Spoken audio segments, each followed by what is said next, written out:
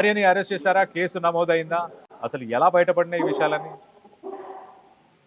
Exactly ఈ సమాజంలో ఇట్లాంటి కేసెస్ ఎక్కువ అవుతున్నటువంటి పరిస్థితి కొనసాగుతుంది. అక్రమ సంబంధాలతో ప్రాణాలు తీస్తున్నటువంటి పరిస్థితి ఉంది. సేమ్ ఇట్లాంటి ఘటన మళ్ళీ ఈ మధ్య కాలంలో విన్నటువంటి ఘటన మధ్యప్రదేశ్ తార్ జిల్లాలో చోటు చేసుకోవడం. అది కూడా అబ్బాయి నల్లగా ఉన్నాడు, భర్త నల్లగా ఉన్నాడు అనేటువంటిది ఒక డిస్క్రిమినేషన్ తో ఈ ఒక చిన్న చూపుతో సుపారీ గ్యాంగ్ తో హత్య చేయించినటువంటి ఘటన వెలుగుపైకి రావడం. అది కూడా సుపారీ గ్యాంగ్ హత్య కంటే ముందుగా ఆమె హత్య చేసిన తర్వాత ఈ ఘటన జరిగినటువంటి తీరుపైన పోలీసులకు అనుమానం రావడం, ఫోన్ ని వెరిఫికేషన్ చేయడం, కాల్ డేటా తీయడంతో అన్ని విషయాలు బయటపడినటువంటి పరిస్థితి.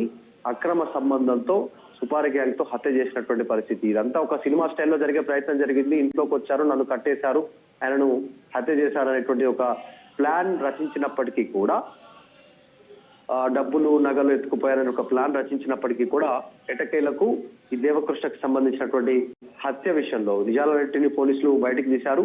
కమలేష్ తో ఉన్నటువంటి అక్రమ సంబంధంతోనే ప్రియాంక ఈ హత్యకు పూనుకున్నట్టుగా డీటెయిల్స్ బయటపడడంతో పోలీసులు వివరాలన్నీ బయటపెట్టినటువంటి పరిస్థితి. సురేంద్ర భాటియా అనేటువంటి ఒక గ్యాంగ్ సుపారీ గ్యాంగ్ కి డబ్బులిచ్చి దేవకృష్ణను అత్యంత దారుణంగా పాశవికంగా హత్య చేసినటువంటి పరిస్థితి. దేశంలో ఇట్లాంటి ఘటనలు ఎక్కువ అవుతున్నాయి. ఈ మధ్య కాలంలో మనం చూస్తా ఉన్నాం. దాదాపు ఇట్లాంటి సస్పెక్ట్ మర్డర్స్ అన్ని కూడా హత్యగా తేలుతా ఉన్నాయి. ఒకవైపు భర్త చేస్తా ఉంటే ఒకవైపు భార్యలు చేస్తా ఉన్నటువంటి పరిస్థితి. ఏదో ఒక రూపంలో అక్రమ సంబంధాల వల్ల లాస్ట్ కు చివరికి హత్యలకు దారితీస్తున్నటువంటి ఘటనలు ఎక్కువ అవుతున్నాయి. అది కూడా సేమ్ మధ్యప్రదేశ్ తార్ జిల్లాలో మరొక ఘటన చోటు చేసుకోవడంతో పోలీసులు డీటెయిల్స్ కూపీ లాగుతూ వివరాలన్నీ బయటకు వచ్చినటువంటి సిచ్యువేషన్. కాకపోతే అన్నిటికీ ఈ మధ్య కాలంలో జరుగుతున్న అక్రమ సంబంధాలు, హత్యలకు ఇట్లాంటి వాటన్నిటికీ కూడా ఫోనే ప్రధాన ఆధారం. ఫోన్ ద్వారానే ఇన్ఫర్మేషన్ అంతా బయటికి వస్తున్నటువంటి పరిస్థితి. కాల్ డేటాను పూర్తి స్థాయిలో పోలీసులు దృష్టి పెట్టడంతో అన్ని విషయాలు బయటకు వస్తున్నాయి. మధ్యప్రదేశ్ తార్ జిల్లాలో ఘటన కూడా ఫోన్ కాల్ డేటానే వివరాలతోనే ఈ దుండగులను పట్టించినటువంటి సిచ్యువేషన్.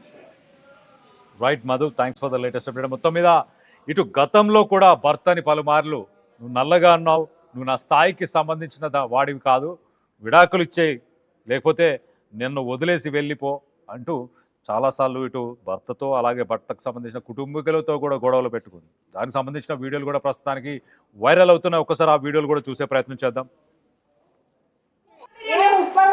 रिकॉर्डिंग करे ना अच्छा हूं करियो के भाभी के भी बोल रही है अच्छा फोटो घुणन तम फोटो कैसा नहीं फोटो कैसा बने रही तमे फोटो कैसा नहीं तमे करके तमण भाई नु करो मैं तो खून सार करियो ना तमण भाई नु करो तो तमे तो बोल ना किला बोल तू बोलना है किला बोल चुप रहे बताड़ी किला बोलनी बात कर दी तू तमे को चुप रखे ना मैं लुकड़ा ना करू हमणा उभी थी कोई उबो न थाओ उबो थन को बेने आंगे बथम बतावियो आई थी ना मैं कलर पकड़ी थी ना भाई ओहो कलर पकड़ी थी मैं आपको पकड़ी थी काही बता दे मैं तुम्हारी कलर पकड़ी का पकड़न भणितून पेला मला जवाब दिला कलर से मुता भणतून छोड़ दे मैं तुम्हारी काम तमना चुप रे तो तू बोल ना किला बोल तू बोलना है किला बोल चुप रे बताड़ी किला बोल రైట్, ఆ వీడియోలో చూడొచ్చు తన భర్త గురించి మాట్లాడుతుంది. తన భర్త నల్లగా ఉన్నాడు, నువ్వు నాకు అవసరం లేదు, వీడియోలు రికార్డ్ చేయొద్దంటూ ఒక అగ్రెసివ్గా వార్నింగ్ ఇచ్చే ప్రయత్నం చేసింది.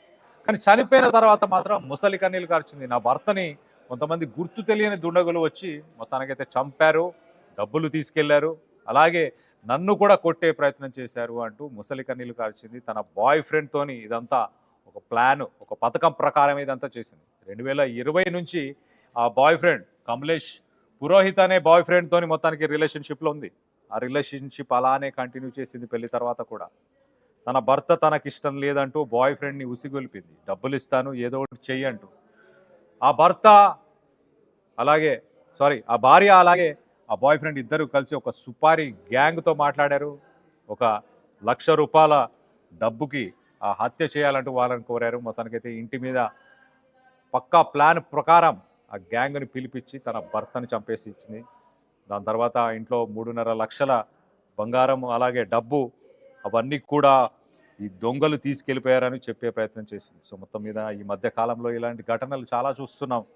ఇష్టం లేని రిలేషన్షిప్లో, ఇష్టం లేని ఒక సంబంధంలో ఉన్నప్పుడు ఒకవేళ ఎదుటి వాళ్ళు నచ్చకపోయినా, పరిస్థితులు మీకు నచ్చకపోయినా వాటిని వదిలి వెళ్ళే అవకాశం అందరికీ ఉంటుంది. ఒకసారి ఆలోచించి అలాంటి డెసిషన్ తీసుకొని ఉంటే బాగుండు. కానీ మొత్తానికైతే ఇటు తన భర్తని కావాలని దగ్గరుండే ఒక కోల్డ్ బ్లడెడ్ కాన్స్పిరసీ అని చెప్పొచ్చు. అలాంటి ఒక కాన్స్పిరసీ తన భర్త మీదనే ఇటు ప్రియాంక అనే ఈ మహిళ ఒక ప్లాన్ ప్రకారం తన బాయ్ ఫ్రెండ్తోనే తన భర్తని చంపేసినట్టు తెలుస్తుంది. దీనికి సంబంధించి ఈ మధ్య కాలంలో ఇలాంటి ఘటనలు చాలా చోటు చూస్తుంటున్నాయి. దీనికి సంబంధించి మీరేమనుకుంటున్నారు? మీ అభిప్రాయాలని కింద కామెంట్ రూపంలో తెలియపరచండి.